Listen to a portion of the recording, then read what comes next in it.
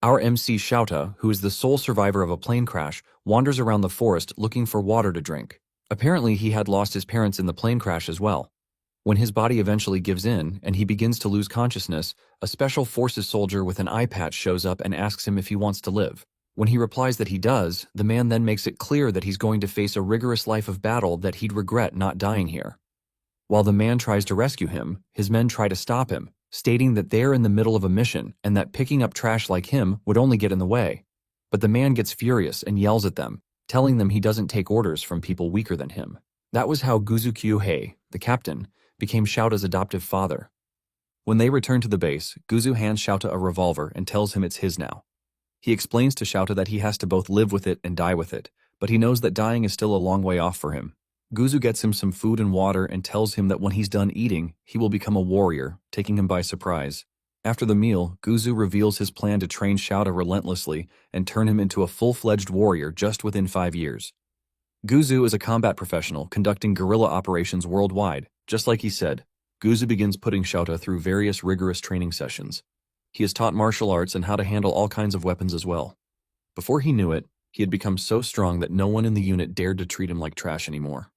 One day, during training with his old man, Shouta takes down a wild boar with a single sniper shot and eventually brings it back to the base. Learning about his plight, the rest of the men in the unit marvel at his undeniable talent, as he's only 10 years old. Some even remark that he might actually have more talent than the captain, who is rumored to be able to shoot a deer's right eye from a kilometer away. 12 years later, in an enemy camp, the ops are seen talking about the appearance of a certain dangerous mercenary called Crimson. According to them, Crimson is rumored to be a master sniper who can shoot the left eye of a mosquito from 2 kilometers away. With someone like that against them, they realize they might be cooked. One of the recruits, who doesn't believe such a thing is possible, disagrees with the rumor, but then the unexpected happens. A sniper bullet gets lodged into his skull from nowhere, driving the whole camp into pandemonium. Apparently, they happen to be deep inside their army territory, so they believe there should be no way for an enemy to infiltrate.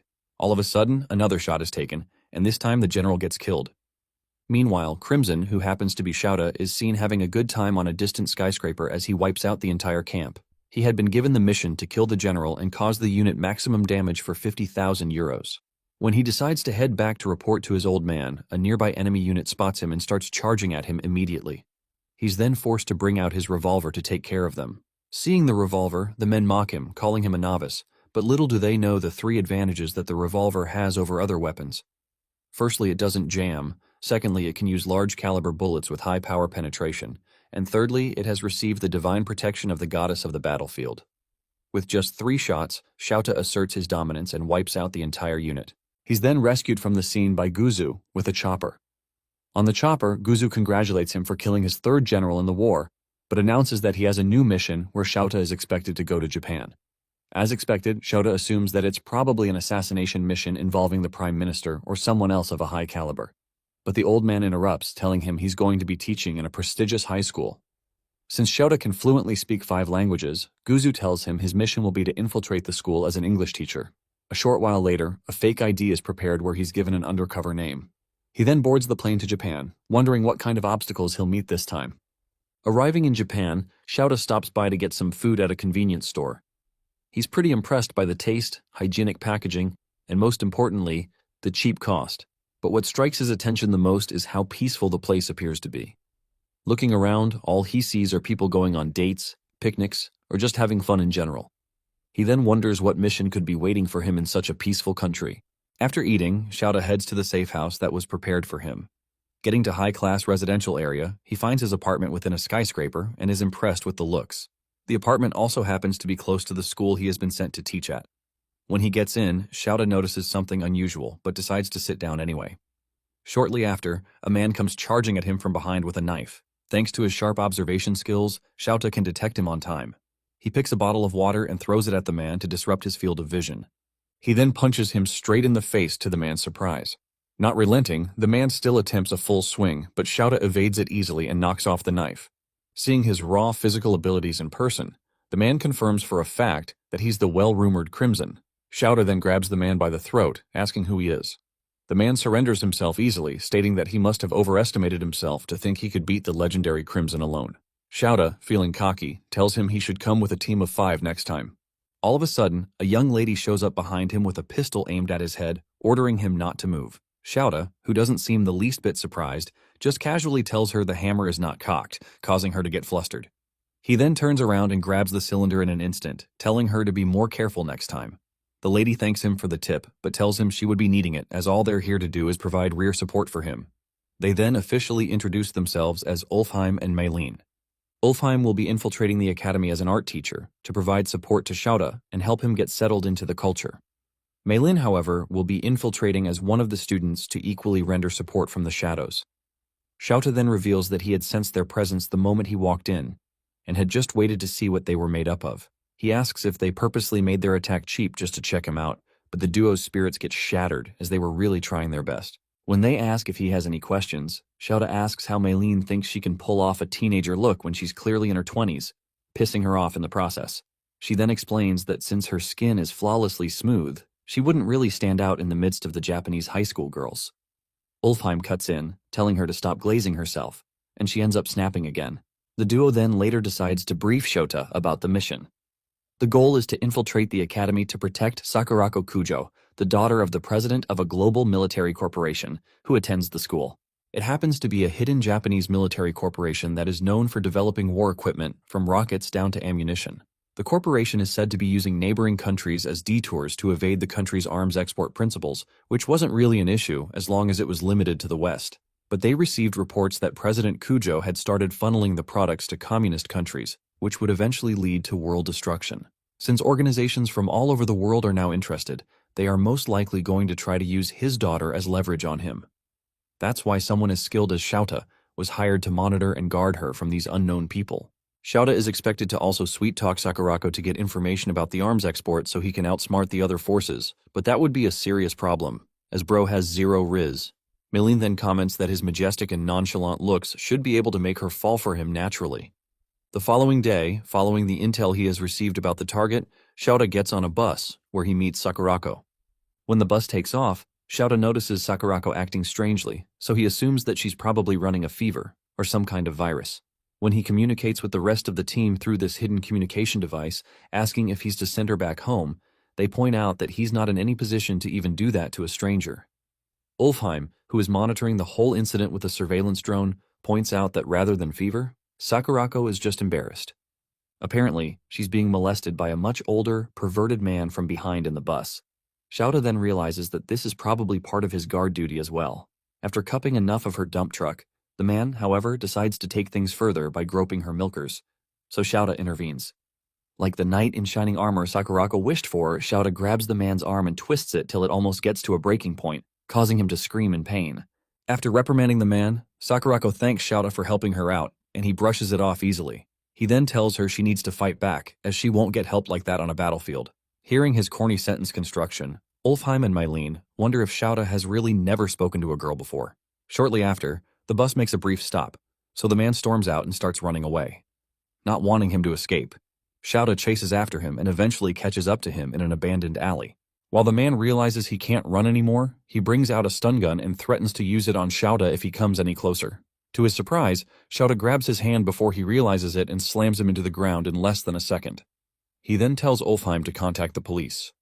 Ulfheim seems against the idea, as they're meant to be undercover, but when Shouta reminds him that he's an assassin, he agrees to it.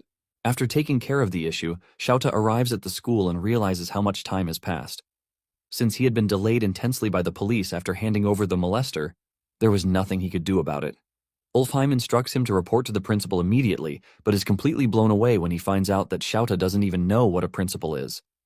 Since he was raised by South American guerrillas, he never attended anything resembling a school.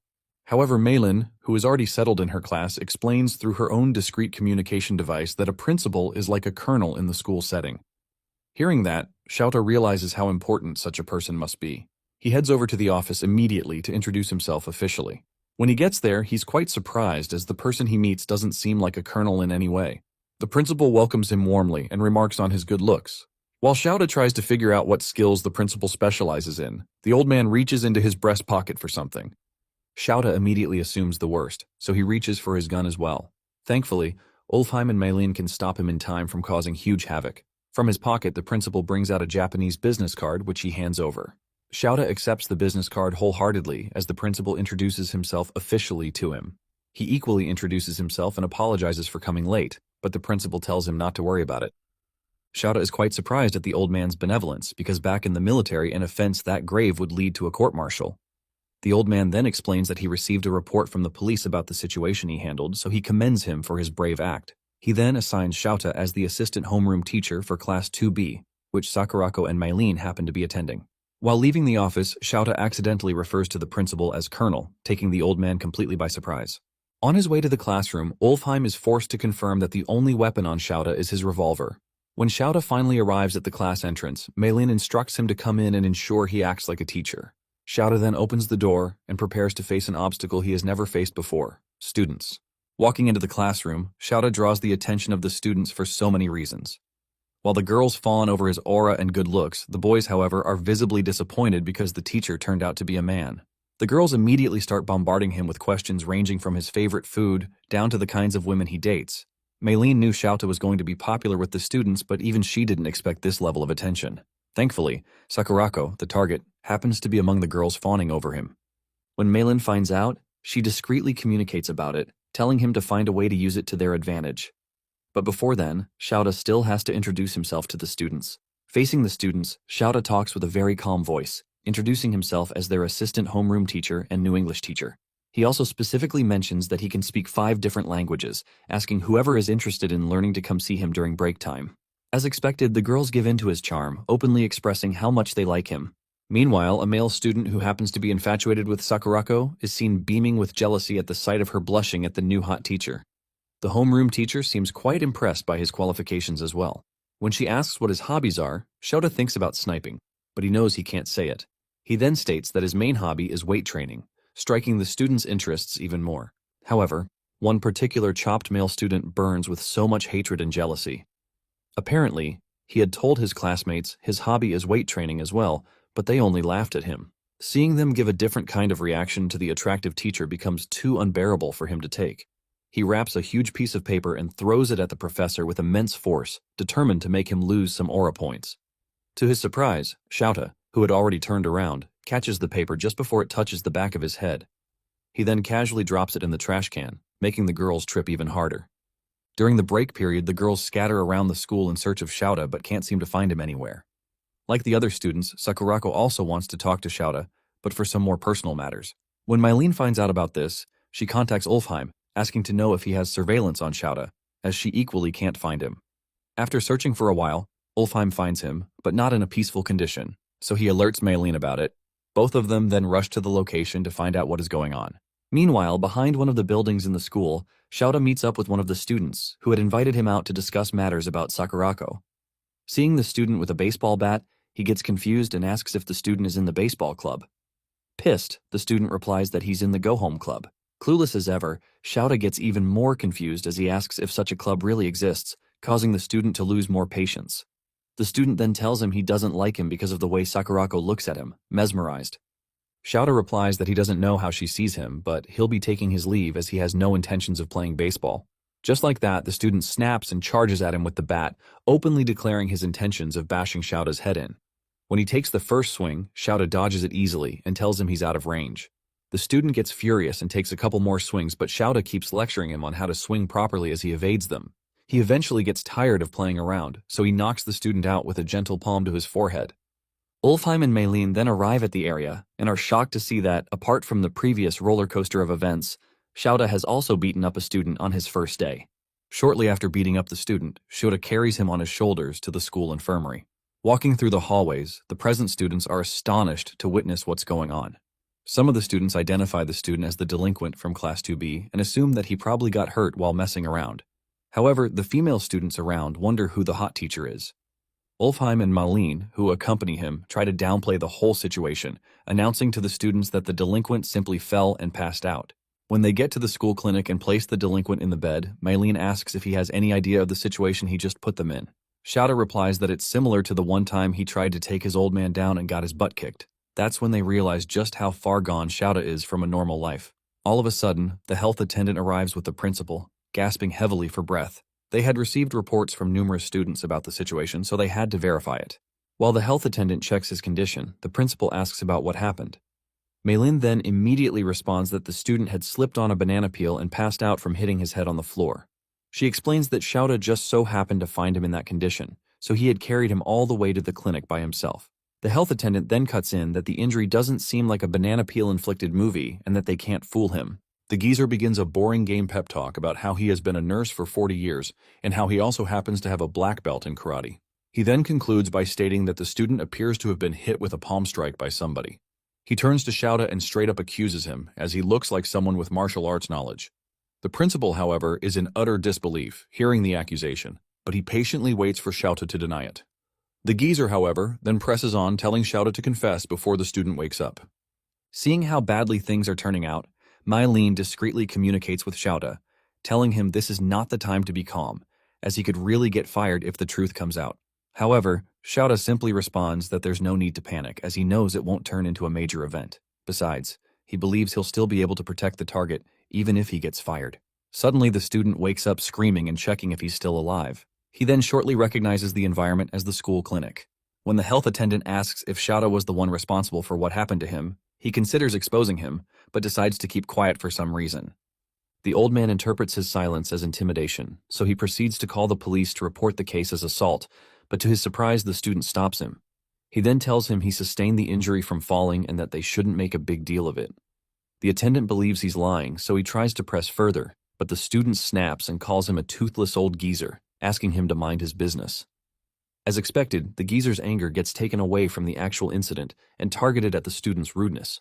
While the delinquent walks past Shouta, he whispers that he's going to make him pay for what he did to him. Thanks to the delinquent's unruly behavior, the team manages to clear the air, so they get to leave scot-free. While they head out, Shouta casually mentions how similar delinquents are to mercenaries in the aspect of upholding their reputations. He had taken a gamble on the fact that the delinquent wouldn't want news to get out about him getting ragdolled by a new teacher in school.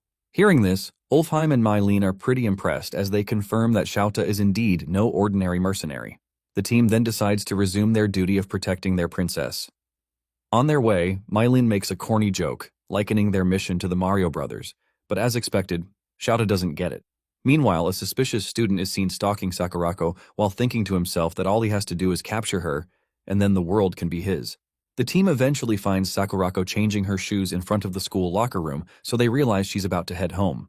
Ulfheim, however, voices out his concerns about the Japanese unusual culture of switching shoes when the school clearly has cleaners. But Maylin teases him about it, calling him ignorant. Both of them then get into a squabble as they begin calling each other names. While Sakurako heads out, Shouta notices something unusual, so he orders Ulfheim and Maylin to freeze. He then points out the fact that while the other students are leaving, a particular student seems to be standing still in the locker room. Worse still, he's standing directly behind Sakurako's shoe locker. Meanwhile, the student is seen setting up a peephole under the locker so he can take pictures of Sakurako without anyone getting suspicious. While Shouta tries to call out to him, the creepy student picks up her indoor shoes and begins to sniff them like his life depends on it. Seeing this, although Sakurako is still suspicious, the other two understand the situation, so they ask him to leave the student be. They explain that the student is simply a pervert, popularly known in Japanese as a hentai. As expected, even though the term hentai has now become a globally understood term, Shouta still has no idea about it. While the strange student sniffs the shoes, he imagines himself in a kinky situation where Sakurako is a dominatrix, and he's her slave. Ulfheim explains to the puzzled Shouta that there is just a set of mentally derailed people who steal people's stuff and use them to fantasize about them, without actually talking to them. Shouta, however, refuses to believe that someone that weird exists. He believes the kid has a motive, so he makes up his mind that he's going to interrogate him directly. When Shouta leaves, Maylin wonders if he's going to be okay, but Ulfheim asks her to let him be, as he needs to experience stuff like this to understand the world better. He then instructs her to go after Sakurako and try to befriend her to make things easier. Maylin then takes off, leaving Ulfheim to handle the situation with Shouta so it doesn't get out of hand. While the creepy student walks home, staring at shots he took of Sakurako earlier, Shouta shows up behind him in a disguise and puts a plastic bag over his head. He then instructs him to cooperate with him as long as he wants to make it out alive. The student cooperates, so Shouta takes him into an abandoned warehouse where he straps him to a chair. He then questions the kid rigorously, asking what organization hired him, while threatening him with a piece of broken glass. The kid seems completely clueless, so Shouta lists out a series of well-known organizations, asking which one he belongs to. He then tells the kid that he has killed members of all the top secret organizations and that he won't be an exception if he keeps trying to harm Sakurako. Terrified to death, the kid immediately explains that he's not trying to harm her in any way, but Shouta still doesn't believe him. He accuses the kid of trying to add some poison or explosive compounds to Sakurako's shoes when he was toying with them earlier. But the kid explains that there's no way normal civilians can get stuff like that in modern-day Japan. Still, Shouta decides to take his interrogation to the next level. He tells the boy that he's going to peel the skin of his neck, and that if he flinches, then he's an agent targeting Sakurako, but if he endures it, then he's a high-guts agent with deeper intentions towards her. Hearing his condition, the boy, who was already drenched in bodily fluids, starts to panic even more. Shouta then fakes an attack towards the kid, causing him to piss himself and pass out. From his reaction, he can confirm that the student is not an agent. Shortly after, Ulfheim walks in and thanks Shouta for holding himself back from actually attacking the student. They take the student to a bus stop and leave him there to regain consciousness as they leave. They both then head over to resume Sakurako's protection.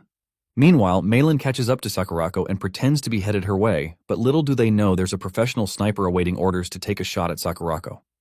Upon spotting Meilin approaching Sakurako, the sniper, who doesn't want to mess up his mission, decides to wait for the perfect shot at his target. Meilin, on the other hand, who is oblivious to what's going on, chats with Sakurako, asking about makeup and whatnot. She introduces herself as a foreigner currently studying in Japan. When she hears that Japanese schools don't allow makeup, Meilin gets pissed, and she attacks the schooling system for being strict. She then mentions how students overseas can dress and act the way they want and even smoke. Sakurako is stunned by the level of liberty other students have. Unknown to her, she's at the edge of the walkway, so she loses her balance and nearly falls to the road where an incoming vehicle is fast approaching. Thankfully, Ulfheim shows up and saves her from being run over. As a result, Ulfheim gets drenched from the puddle the car had splashed, but he doesn't mind as long as Sakurako is well. Shocked, Sakurako thanks him and apologizes for getting his shirt drenched. To her surprise, Ulfheim winks at her and calls her a princess who almost got her clothes ruined. Sakurako quickly clarifies that she's no princess, but Ulfheim insists that all women are, according to God's decree during the 7 days of creation. He holds her hand and tries to plant a kiss, but Meilin, who has been watching him sim over Sakurako, snaps and knocks him out like Chun-Li in Street Fighter. She immediately tells him that kissing someone on the hand isn't allowed in Japan. She attacks Ulfheim's origin, and they argue like cats and dogs. After watching them throw words at each other, Sakurako calls them a funny bunch that bicker like brothers and sisters. The assassins then talk to each other, and Meilin learns from Ulfheim that someone had tried targeting Sakurako.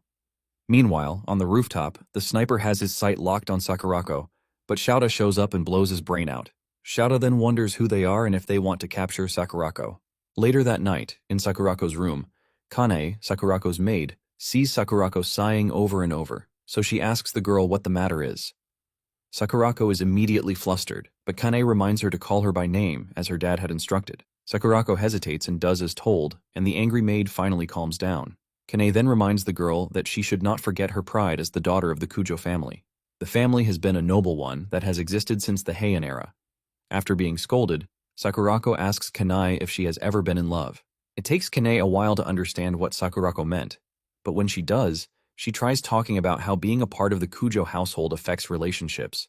Sakurako immediately denies being the one in love, but to her surprise, Kane tells her there's no family rule forbidding falling in love with a commoner. Kane tells her that, despite being a maid of the Kujo family, she's a woman first and foremost, and she is an ally to all ladies in love. She holds Sakurako's hands and makes a pinky promise with her while telling her that she supports her decision. Sakurako rejoices after getting an ally, but doesn't hear Kane speak about how the gentleman she expects Sakurako to be in love with is reasonable. The gentleman in question fires some shots at dummies in a practice arena, and it all hits the bullseye. Meilin checks the dummies and sees the shots are skewed towards the left, so she asks why it is called a bullseye. Ulfheim shows her a diagram of the human anatomy and tells her the human heart is on the left side. She gets embarrassed and insults Ulfheim for trying to show off. Ulfheim then praises Shouta and tells him he can win a gold medal in the Olympics with the level of his skill. Shouta calls the Olympics an amateur competition that he doesn't want to partake in because he's a pro. He then asks Ulfheim for information regarding the enemy organization, but when Shouta sees his lackluster behavior, Shouta asks for validation on Ulfheim's job. Ulfheim then tells him it's Meilin who is their intelligence specialist. They look at her, and as soon as she realizes she's been queried, Meilin tells them she's using all her resources but hasn't found any leads. Shouta notes that the organization has the resources to get a sniper. He calls the man he had killed earlier a trained soldier and notes that the sniper rifle isn't a weapon that can casually be brought into Japan. He goes through the photos and notes the weapon's name, the year it was made, and the country that produced it. Ulfheim notes that if it involves a Dragunov, they'd know who is behind it. Maylene takes out an axe and calls him an idiot, because no one sane will walk around the street with a bloody axe. While they bicker, they all conclude that they can't smoke out the organization based on the weapon's origin, and because of that, they can only react to their moves. Shouta turns on the CCTV footage while telling his assistants that they have to continue guarding Sakurako and wait for contact from the last boss. They agree with him, but Ulfheim freaks out after seeing Sakurako changing her outfit. He feasts his eyes and thanks his stars, but suddenly the TV goes off. That's when he sees Maylene holding a pistol and glaring daggers at him. Ulfheim tries to calm her down, but she tells him she's practicing her marksmanship. Immediately, bullets whiz through the air and Ulfheim dodges for his life. While the two are at it, Shouta thinks about how his adoptive father gave him this unclear mission. Unlike other missions, which didn't require much processing power and had clear objectives, the current one's goal is extremely vague. Shouta wonders if all he has to do is just to protect Sakurako, but his troubled mind thinks there might be more to it. Meanwhile, elsewhere, a military squad completes its suppression mission. While the members celebrate, a curious fella amongst them goes looking for the last boss inside the building, and when he sees him, he's confused when he sees the old man staring at the sky.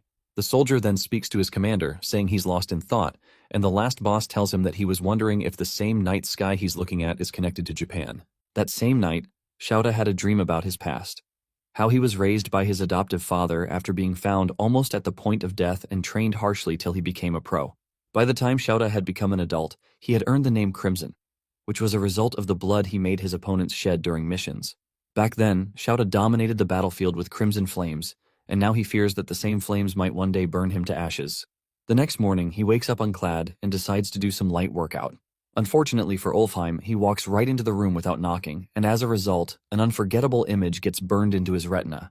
As he tries to forget what he had just seen, Ulfheim says he'll need to go on a date with 6 different ladies to cleanse his eyes. As Shouta dresses up for school, he asks Ulfheim if he's good at such a mission, and Ulfheim brags about being able to complete it within a day. Curious as to why Ulfheim entered his room, Shouta asks Ulfheim why he's around, and Ulfheim latches onto him before saying that he was worried about him due to the night and day difference between war and Japan. He then urges Shouta to eat breakfast with him before they head to school. Shouta agrees and heads to school after a couple of minutes. In the classroom, he reads an English novel to his students, but the females fawn over him. Maylene sees how bright red Sakurako's face is, so she calls her cute. Meanwhile, one of the male students, named Hideki, gets pissed at Shouta for getting the girls to fall for him. He wishes he were popular because what matters to him isn't looks but how pure a person is. Coincidentally, Fuse glares daggers at the teacher, while Sakurako looks at him with admiration. Later that day in the restroom, Hideki approaches Fuse, and after seeing how angry and hostile the latter is, Hideki tells him he's on his side. Confused, Fuse reminds Hideki that he's a loner, and Hideki accepts, but he then brags about his wealth. Fuse affirms that Hideki is rich, and Hideki tells him that if they combine forces, he can pay the delinquents Fuse can call over and have them beat Shouta up. Fuse thinks about and immediately buys the idea, so they shake hands and ally. Immediately, Fuse contacts delinquents all over the city and promises to pay them for the job, so they hurry over in their vehicles, feeling excited about their mission. The following day, as Sakurako gets down from the bus and walks to school, the students adore her beauty. Meanwhile, in a bus parked not far from their school, Ulfheim and Maylene monitor Sakurako with one of their drones. There, Ulfheim praises Sakurako's beauty, and even Maylene had to stylishly admit that Sakurako is above her. Although her use of grammar gives her a false hope that she stands a chance, Ulfheim breaks her bubble, and they almost get into a fight. Confused, Ulfheim asks why Sakurako acts carelessly because by all standards, she's supposed to be guarded and not walking alone to school. Maylene squarely reminds him that it's the reason they are employed, but Ulfheim reminds her of how powerful people have envoys. Realizing what he means, Maylene then explains that it's Otori Academy's rules that forbid students from commuting to school in vehicles. The school doesn't allow classism, and all classes of society attend. Maylene tells Ulfheim that the school motto is independence and self-reliance, but Ulfheim takes it as an instruction for the rich students to learn from the commoners. Maylene then continues by explaining that Sakurako's dad initially wanted his daughter to attend an all-girls school till university, but the young lady insisted on going to Otori. While watching Sakurako, Ulfheim says she captivates every man around her by walking. Maylene then tells him it's the same for Shouta. They watch Shouta walk to the school and see as many girls fawn over him. Ulfheim stares at the two popular figures and says they could have been a royal couple had they been in a different time. Maylene partly agrees but then notes that trouble always looms whenever a prince and princess fall in love. She instructs Ulfheim to point the drone's camera ahead of Shouta, and when he does that, they see Fuse with a group of delinquents standing in Shouta's way. Fuse mockingly greets Shouta, but Shouta casually replies. The boy gets pissed at his teacher's behavior, but it still stands as a hindrance. Maylene and Ulfheim, who observe through the drone, indirectly call Fuse a caveman for showing up with reinforcements after Shouta had previously floored him. Ulfheim then tells Maylene that there's a problem, and it is that numbers don't matter before the legendary Crimson. Since Shouta got the message, he pulls off his tie and asks Fuse to follow him somewhere quiet. Fuse agrees and they go to the riverbank. There, Fuse cockingly declares that they outnumber Shouta 20-1. He believes Shouta doesn't stand a chance due to the difference in numbers, so he gives the teacher the option to cry and apologize, and that way he may be spared. To their surprise, Shouta gives them the same condition and then reminds them that he wishes they didn't fight because he's their teacher. They laugh at him and conclude that Shouta isn't good at math. With 2 words, Fuse orders the delinquents to fight Shouta. They immediately rush at him, but he folds them and whoops them like it's a walk in the park. The others get terrified as he perfectly knocks down their comrades. They say Shouta isn't human, but Shouta assures them that he is. But he was simply trained on the battlefield. As he strikes most of them down, the others panic and yell that they weren't informed beforehand about how strong Shouta was. Fuse gets mad at them for failing to take down one man, so he yells at the bikers to run Shouta over. One of the delinquents immediately starts his bike and charges right at the English teacher. What happened next shocks everyone watching, as they did not expect Shouta to step on the bike and kick off the rider like a ball. He picks the bike up and sits on it. Fuse loses his fuse and yells at the others to attack Shouta, but Shouta shocks him by driving straight at him like a raging bull, but then momentarily stops inches from his face. Fuse sweats buckets and falls to the ground, but still tries to act tough, so Shouta tells him to thank his stars that the Japanese bikes have well-built security systems. The teacher then asks them if they still want to have a go at it or not. On hearing this, the delinquents think about it for a bit before making the wise decision by bidding Fuse farewell and running off. Fuse is shocked by their behavior, so he orders them to come back, but they shut him up and call him a coward for not fighting. The other boys who stick around advise Fuse to give up since they never stood a chance when they were about 20 compared to now. Frustrated, Fuse grits his teeth and then yells at Shouta, calling him a fighter. Shouta calmly replies to him by asking what Fuse wants, then calls him a coward. Fuse then admits that Shouta is good at fighting, but then asks if he has guts. Shouta asks him what he means, and Fuse tells them to settle it with a chicken race. He gets on another bike to challenge Shouta in the game, whereby the first person to apply the brakes between them as they drive towards the wall loses. Maylene gets mad after seeing Shouta agree to such a ridiculous game, so she asks Ulfheim to connect her to him. Immediately as the connection is made, she asks him if he seriously wants to take up the challenge, and Shouta affirms. She then asks him if he's dumb because he can easily solve the matter by beating them to a pulp.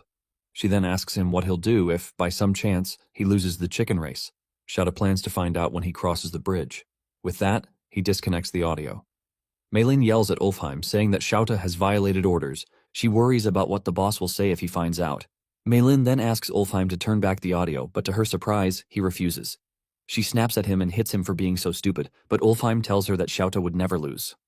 The day Shouta knocked out Fuse when the brat tried attacking him, Shouta carried the boy back to the infirmary. Then, Ulfheim had asked Shouta why he was being too nice to the boy, so Shouta narrated how he had a soldier much younger than him join his unit when he was fighting in the jungles of South America. Despite the boy being very young, Shouta and the last boss had allowed him to participate in the war because the boy needed to feed his family. Back then, Shouta had grown close to the boy and tried teaching him Japanese.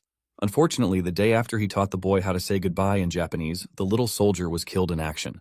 Now, the reason Shouta had decided to help Fusey was that he looked just like the fallen little soldier. As Ulfheim watches them about to race, he sees Shouta smiling after being trash-talked by Fuse, and notes that Shouta might be better suited as a teacher than a mercenary. Rain starts falling at the venue, and as they rev their bike, preparing for the race. The referee announces that they are to take off as soon as the can he throws hits the ground. Maylene has a bad feeling about the race, but Ulfheim calms her down by saying Shouta is a teacher after all. She refuses and says he's just a legendary mercenary. Still, Ulfheim supports Shouta and tells her that Shouta might become a legendary teacher. Curious, he anticipates the outcome of the race. A few seconds later, the referee throws the empty can into the air, and as soon as it lands, the bike riders kick off. Shouta outpaces him and accelerates towards the wall. Fuse also picks up speed, and it has his henchmen worry about him. Still, Shouta doesn't waver and doesn't reduce his speed despite the wall getting closer than ever. Seeing this, Malin freaks out, knowing that if they crash into the wall at that pace, Fuse will die. Ulfheim, on the other hand, commends Fuse for being gutsy, but Malin worries about Shota's teaching career because if he gets Fuse killed, that'll be the end for him. Ulfheim, on the other hand, says that can only happen if Shouta abandons the boy, but he is sure Shouta won't do such a thing. As they approach the wall, Shouta glances at Fuse and sees the boy risk his all just to save his face in school. At the last minute, Fuse applies his brakes out of fear of being turned into mashed cheese, and immediately Shouta intervenes by leaping off his bike and saving the boy. He acts as a meat shield while falling to the ground and protects Fuse from being grazed. The bikes, on the other hand, slam into the wall. Shouta then gets up after sustaining an injury on his forehead and asks Fuse out of concern if he's okay. Fuse wakes up and sees he's safe, so he assesses the situation and realizes that Shouta had saved him. Shouta observes him and relaxes after seeing that Fuse isn't hurt, so he walks away. Utterly confused, Fuse asks Shouta why he saved him, and Shouta should have left him alone. Shouta then realizes that the reason Fuse has been acting this way is that he is always alone. The boy grits his teeth from the impact of Shouta's words and tells Shouta not to pity him. Fuse then recalls how his parents didn't care for him, and he had to fend for himself in such a lonely world. Shouta approaches him and tells him that in the world he knows, children aren't left alone because they are also valuable combat assets and labor forces. He explains to Fuse that he has lived in a world where a child's life is as light as a feather, but it's a problem for Fuse, who hasn't reached out to all these while. With that, Shouta stretches his hand at Fuse, and the boy is shocked to see someone show concern about him. Shouta then tells Fuse that he isn't alone, and if he ever feels like lashing out or getting pissed off at something, he should come to him. And if it's a fight, he'll take Fuse in as many times as he wants. The boy bursts into tears, and then shakes Shouta, agreeing. At this point, Malin admits she's amazed by Shota's hot bloodiness. She agrees, just like Ulfheim, that Shouta isn't acting out of character.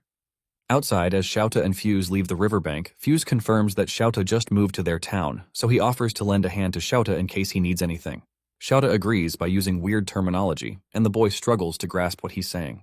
Malin then realizes that their organization has to clean up the mess Shouta and Fuse had made. Worst of all, she's the one in charge. As the males walk back to school, Hideki stares at them from afar and curses Fuse for being a coward. He changes his mind and vows to get Shouta expelled from their academy.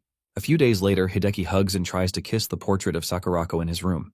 Suddenly, his housemaids come into his room to clean it up after informing him beforehand. He quickly covers her portrait and looks very embarrassed due to almost being discovered. He then yells at them for entering his room without his permission and threatens to have them fired. He orders the old ladies to leave his room, and as soon as they leave, they continue their cleaning elsewhere while talking about how the lord of the house will be pissed if they don't clean Hideki's room. Another maid tells her not to worry because the geezer is always so busy with work that he rarely comes home, and when he even comes home, he always heads straight for the villa in Izu where he polishes his favorite vase. Just like they have said, Hideki's dad currently admires his vase, which he calls kakimon, a national treasure. Meanwhile, the maids are fed up with Hideki's behavior because he does whatever he likes since he's spoiled with money. He even orders food when the maids could have made one for him. Pissed at their nagging, Hideki calls them lowlifes who shouldn't tell him how he gets to spend his allowance. They stare at him judgmentally and vow to ensure their children don't turn out like him. 1 week later, Sakurako plays the piano during music class, and the entire class applauds her. Ulfheim and Malin confirm there are no abnormalities on Sakurako's front as usual. They talk about how nothing has happened since the sniper incident, and it's been peaceful ever since. Curious, Malin asks Ulfheim what Shouta has been up to since she hasn't seen him since morning. Ulfheim then reports to her that Shouta is getting chewed out by the principal. Malin leaves the music room after hearing that Principal Tazaki has summoned Shouta. Meanwhile, at the principal's office, Tazaki tells Shouta that there's a troubling case against him. Shouta, as usual, acts strictly and rigidly around the principal like he's talking to a colonel. He asks the principal what he did, and Tazaki shows him photos of him clobbering the delinquents by the riverbank. Shouta simply calls it a photo from the extracurricular lesson they had the other day, and he doesn't see any problem with it. Tazaki then tells him the photos were distributed to the PTA. Oblivious to what that stands for, Shouta compares it to NATO, thinking it's the Asian version, but Tazaki explains that it's the Parent-Teacher Association. Still oblivious to what it is, Shouta relaxes, but the principal tells him not to underestimate PTA because it currently holds more power than the principal. The news hits Shouta like a cannon because the principal, whom he holds high like a colonel, is powerless against the PTA. The man then tells him about the PTA president, Mrs. Ushijima, who is the wife of a prefectural assembly member. As Shouta relates to their power based on a democratic nation, Tazaki shows him a mysterious letter, circulating for Shouta's dismissal, or else they'll leak the video footage of his fights with students to the web. Realizing it can jeopardize his mission, Shouta decides to look into the case. He is sure that Fuse can't snitch to the PTA, so he believes there's a third party who helped Fuse gather the group back then. Shouta suspects the third person and assures the principal that he'll get to the bottom of the case. After the meeting, Shouta meets with his teammates and relays the information to them. By then, Sakurako had gone home early for her lessons. Before long, Mrs. Ushijima circulates papers of Shouta beating up students. She blots out his eyes, as if that's enough to help counter defamation. Curious, Ulfheim asks Shouta how he plans to solve the case after seeing how relaxed Shouta looks. Maylene thinks otherwise, so she asks him for his plan against the PTA. The clueless militant then calls the PTA the academic variant of NATO, but his teammates realize that he doesn't know what a PTA is. Ulfheim tells him that the PTA is an auditing body that watches over the school's order. Upon hearing him, Shouta relaxes and tells them that there's no problem because he's on the side that corrects the order. Ulfheim asks for an explanation. Shouta tells him that he was simply giving the kids some educational guidance. Maylene doesn't fully agree with him, and she reminds him that there were lots of injuries. She tells him it isn't some hot-blooded teacher drama, and they aren't in that kind of era anymore. Ulfheim then tells her that he simply has to create Shouta's era. They talk back and forth till Ulfheim asks her if she's gotten the intel on who is behind the whole incident. Maylene smirks and affirms she has found the culprit. She shows them photos of Hideki Mogi, a rich bozo who set up the whole ordeal and filmed it to try to trap Shouta. Ulfheim asks for Hideki's motive, and Maylene tells him that Hideki has a crush on Sakurako, so he must have hated Shouta, who is popular with the ladies. Ulfheim sees how troublesome the situation is because he can't get to correct Hideki like the usual delinquents, since the boy will hold a grudge against him if he tries it. Maylene agrees with him but notes that they have to solve the case. They ponder on the matter, and to their surprise, Shouta, who has been quietly reading through a report, closes the book and tells them he can solve the problem within 1 or 2 days. They curiously ask him for the details, and he tells them. That same evening, Hideki confronts Fuse for failing to get rid of Shouta despite paying him handsomely. He gets mad at Fuse for wagging his tail at the teacher, but Fuse tells him that Shouta isn't a bad guy. Hearing Fuse speak positively about the teacher makes Hideki furious, so he tells Fuse to snap out of it and tells him they aren't in a soap opera. Hideki then shows Fuse the article he had published and says it's only about time before Shouta gets fired. Fuse looks at the article and then tells Hideki that it's pointless to talk to him. He pats him on the shoulder, and as he walks away, he tells Hideki that he hopes he can change someday, and when that time happens, they should go to the arcade together. Hideki stomps his foot angrily after hearing Fuse back out and calls the boy a coward. He calls Fuse a pauper who is just after his wallet. Left alone, Hideki notes that everyone is dancing to Shouta's tune because of his good face, so he plans to make the teacher taste hell. Later that night, the 3 agents drive through the city in a disguise, and they have Hideki, who is in tears, bound and gagged.